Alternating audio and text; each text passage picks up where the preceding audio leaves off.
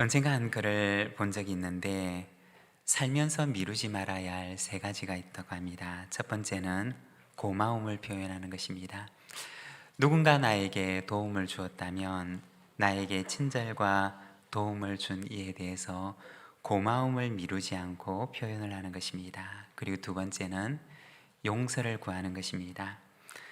나의 실수나 잘못으로 인해서 관계가 소원해진 사람이 있다면, 그리고 상대방이 먼저 나에게 화해의 손을 내밀기를 바라고 있는 이가 있다면 미루지 말고 내가 먼저 용서를 구하고 화해의 손을 내미는 것입니다. 그렇게 하지 않음으로 인해서 우리는 얼마나 많은 것들을 잃고 살아가는지를 모릅니다. 그리고 세 번째는 사랑한다고 말하는 것입니다. 아무리 좋은 음악이라고 할지라도 연주되지 않은 채 악보로만 있는 음악은 사람들에게 감동을 줄 수가 없습니다. 그것이 연주자에 의해서 연주되어질 때 그 음악을 듣는 이에게 감동을 주는 것입니다. 사랑한다는 말도 우리의 마음속에만 있으면 아무런 감동을 줄 수가 없습니다. 그 말을 우리의 입술로 고백을 할 때 듣는 이의 마음 가운데 따뜻한 사랑의 감정이 일어나는 것입니다. 살면서 미루지 말아야 할 세 가지의 말: 고맙습니다, 미안합니다, 사랑합니다. 오늘은 성탄주일이면서 2022년 마지막 주일이기도 합니다. 내일 하면 되지라고 하며 미루지 말고 오늘 고마움과 미안함과 그리고 사랑을 표현하는 우리 부산진 모든 믿음의 가족들이 되시기를 바랍니다. 우리 같이 한번 하도록 하겠습니다. 고맙습니다, 미안합니다, 사랑합니다. 같이 하겠습니다. 고맙습니다, 미안합니다, 사랑합니다. 네, 우리가 미루지 말고 오늘의 고마움을 내일로 미루지 않고 표현하는 저희들이 되기를 원합니다. 오늘은 우리가 마태복음 2장 말씀을 함께 읽었습니다. 교회의 기다림, 황금과 유향과 모략을 드리며 라는 제목으로 우리 말씀을 함께 묵상하고자 합니다. 오늘 말씀에 보면 동방에서 온 박사들이 아기 예수님을 찾아뵙고 경배를 하는 모습을 보여줍니다. 동방이라고 하는 것은 바벨론 지역 혹은 페르시아 지역 혹은 아라비아 지역을 가리키는 말입니다. 이들은 어떤 사람들이었느냐? 이들에 대해서 전해 내려오는 이야기는 있지만 그러나 사실 정확하게 이들에 대해서 우리는 알지 못합니다. 초자연적으로 나타난 별을 보고서 그들은 유대인의 왕에게 경배를 하러 이스라엘 땅까지 오게 됩니다. 그러나 그것 외에는 우리는 그들에 대해서 알 수가 없습니다. 심지어는 그들의 이름조차도 성경은 우리에게 이야기하고 있지 않습니다. 단지 그들이 예수님의 별을 보고서 별을 따라와서 아기 예수님께 찾아와서 경배하고 돌아갔다는 이야기만을 전할 뿐입니다. 이름 석자 남기지 않은 이들이었지만 그러나 그들은 그들에게 주셨던 하나님의 소명을 잘 감당했던 사람들이었습니다. 우리가 성경을 보게 되면 성경 속에 이름이 남겨진 이들도 있지만 그러나 그렇지 않은 이들도 있습니다. 그러나 이름조차 남기지 않았지만 자신의 소명을 잘 감당했던 더 많은 이들이 있음을 보게 됩니다. 세계선교라고 하는 그 위대한 역사의 첫 출발점이 되었던 안디옥 교회의 시작도 보면 이름도 알려지지 않았던 몇 사람에 의해서 시작된 것을 보게 됩니다. 사도행전 11장 20절에 보면 그 중에 구브로와 구레네 몇 사람이 안디옥에 이르러 헬라인에게도 말하여 주 예수를 전파하니, 여기에 보면 그들은 이름조차 남기지 않았지만 그러나 하나님의 위대한 역사에 쓰임을 받았던 사람들이었습니다. 동방에서 왔던 그 박사들도 이름을 남기지 않았지만 그러나 이스라엘 가운데 그 어떤 사람들보다도 가장 먼저 메시아로 오신 아기 예수님을 알아보고 그리고 그 앞에 예배하고 경배하였던 첫 번째 예배자가 되었습니다. 아무도 그들의 이름을 기억하지 않지만 그러나 하나님께서는 이 이름 없는 예배자의 예배를 받으셨던 것입니다. 오늘은 우리가 예배 시간에 은퇴와 정년식을 가지게 되는데 이름조차 남기지 않는 이름 없는 이들의 헌신과 예배를 하나님께서는 받으신다는 것입니다. 오늘 우리의 헌신이 그리고 오늘 주님을 향한 우리의 사랑이 비록 드러나지 않는다 할지라도 그러나 하나님께서는 오늘 우리의 삶을 아름다운 예배로 받으시는 줄로 믿습니다. 그리고 그들은 그리스도의 첫 예배자가 되어서 주님께 예물을 가지고 와서 예물을 주님 앞에 드립니다. 오늘은 우리가 이 말씀 속에서 동방박사들의 그 첫 예배 속에서 그들이 드렸던 그 예물의 의미를 우리가 잠시 함께 묵상하고자 합니다. 먼저 첫 번째, 그들이 드렸던 예물은 왕을 위한 예물이었습니다. 2절에 보면 그들은 예루살렘에 이르러서 말하기를 유대인의 왕으로 나신 이가 어디 계시냐? 우리가 동방에서 그의 별을 보고 그에게 경배하러 왔노라고 말합니다. 그들은 예루살렘에 오자마자 유대인의 왕을 찾고서 우리가 그분에게 경배하기를 원한다라고 이야기를 합니다. 그들은 그 머나먼 길을 왕에게 경배하기 위해서 찾아왔던 것입니다.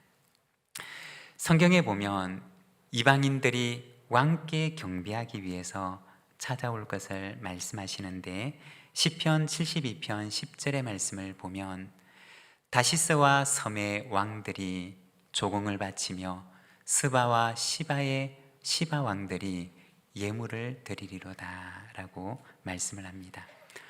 왕들이 예물을 드리기 위해서 이스라엘로 모여들 것을 말씀하십니다. 그리고 이사야서 60장 1절에서 6절을 보면 일어나라 빛을 발하라 이는 내 빛이 이르렀고 여호와의 영광이 내 위에 임하였음이니라.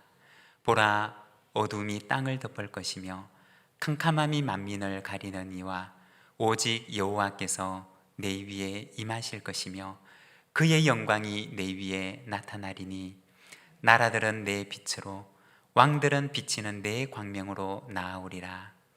내 눈을 들어 사방을 보라.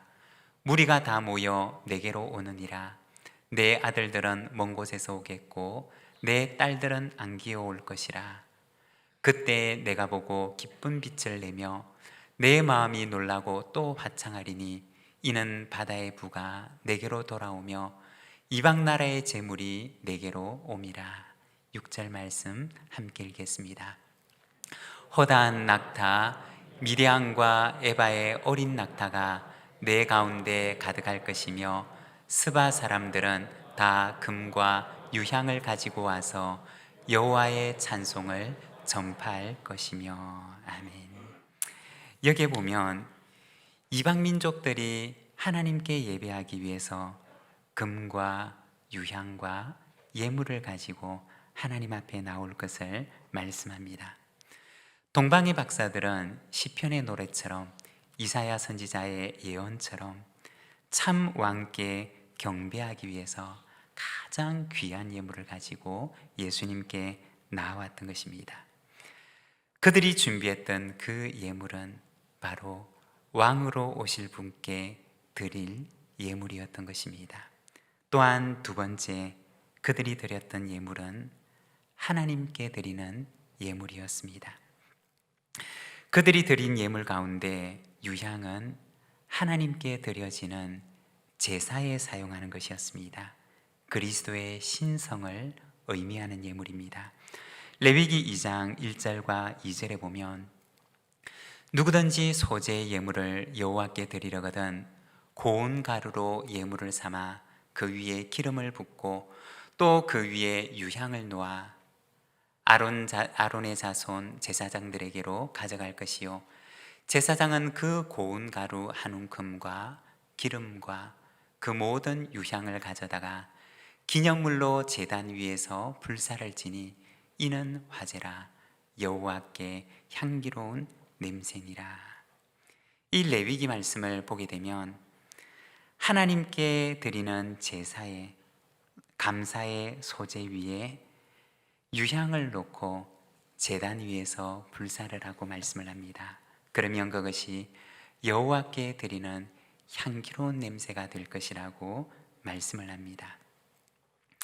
하지만 유향을 넣지 말아야 할 예물에 대해서도 말씀을 하는데, 레위기 5장 11절 말씀을 보게 되면 그의 범죄로 말미암아 고운 가루 10분의 1 에바를 예물로 가져다가 속죄 제물로 드리되 이는 속죄제인즉 그 위에 기름을 붓지 말며 유향을 놓지 말고.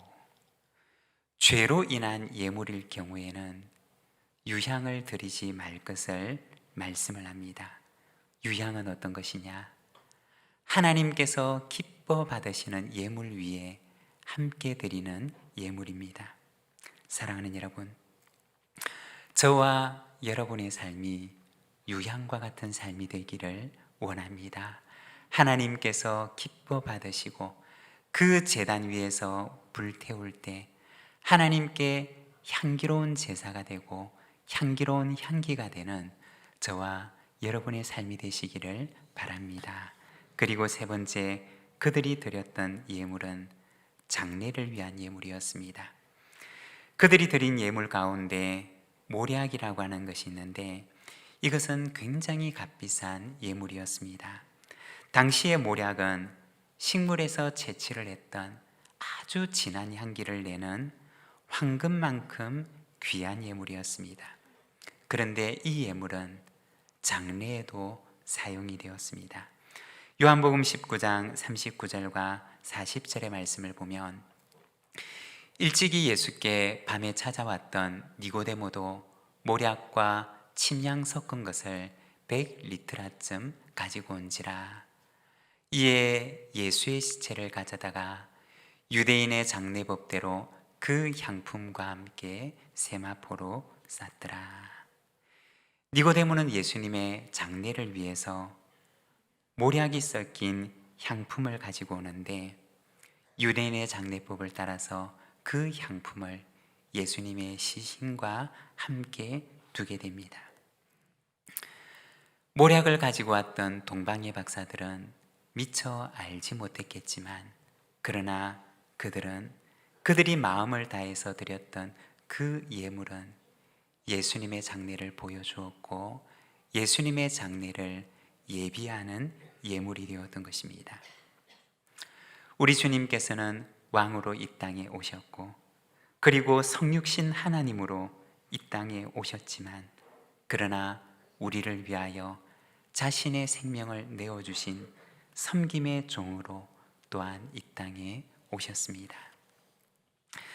오늘은 크리스마스 성탄절입니다. 크리스마스라고 하는 말은 그리스도라고 하는 말과 예배를 의미하는 미사라고 하는 단어가 합쳐져서 크리스마스라고 하는 한 단어를 이루게 됩니다. 크리스마스는 그 이름대로 그리스도를 경배하고 예배하는 날입니다.